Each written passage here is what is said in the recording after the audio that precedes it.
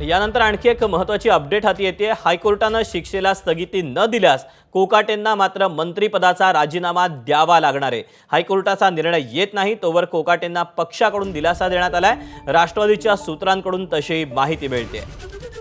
त्यामुळे आता अटकेची टांगती तलवार कोकाटेंवर कायम असताना मात्र पक्षानं काहीसा त्यांना दिलासा दिलेला आहे।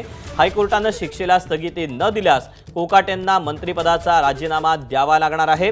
हायकोर्टाचा निर्णय येत नाही तोवर कोकाटेंना पक्षाकडून काहीसा दिलासा देण्याचा प्रयत्न करण्यात आलाय। राष्ट्रवादीच्या सूत्रांनी ही माहिती दिलेली आहे।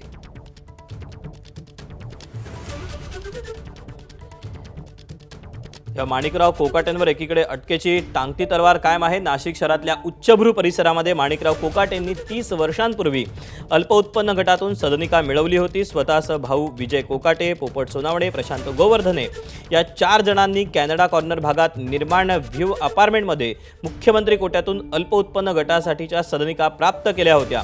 यावर तत्कालीन दिवंगत राज्यमंत्री तुकाराम दिघोळे यांच्या तक्रारीवरून चौकशी देखील करण्यात आली होती। आपण आत्ताची जी अपडेट आलेली आहे त्याचे अधिकचे अपडेट जाणून घ्या। तर निलेश बुधावले आपल्यासोबत आहे। निलेश, पक्षाकडून काहीसा दिलासा कोकाटेंना मिळताना पाहायला मिळतोय, काय पक्षाकडून ठरवण्यात आलेलं आहे, काय पक्षाकडून स्पष्टीकरण देण्यात आलं आहे? हायकोर्टाचा जोपर्यंत निर्णय येत नाहीये तोपर्यंत क्रीडा मंत्री माणिकराव कोकाटे यांना पक्षाकडून दिलासा देण्यात आलेला आहे।